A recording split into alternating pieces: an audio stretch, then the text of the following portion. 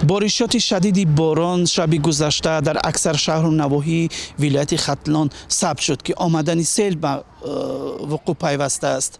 این سیل در ناحیه قوبادیان، عبدالرحمن جامی و ناحیه یوانی ولایت ختلان ثبت شده است. مقامات در ولایت ختلان میگویند که آمدن سیل شام دیروز 1 اپریل شروع شده است که نمایندگان کمیته حالتهای فوق‌العاده آنجا بودند و ضرری برای مردم نرسیده است. سلیمان عیسی‌زاده سردار کمیته حالتهای فوق‌العاده ولایت ختلان به رادیو آزادی این خبر را تصدیق کرد. گفت که با چروای مردم زمین‌های کشاورزی و تلفات جانی این سیل نداشته است. اما ویدیویی که از شهر و نواحی ولایت ختلان به رادیو آزادی فرستادند گفته می شود و دیده می شود که سیل خساراتی زیاد به زمین‌های مردم داشته است.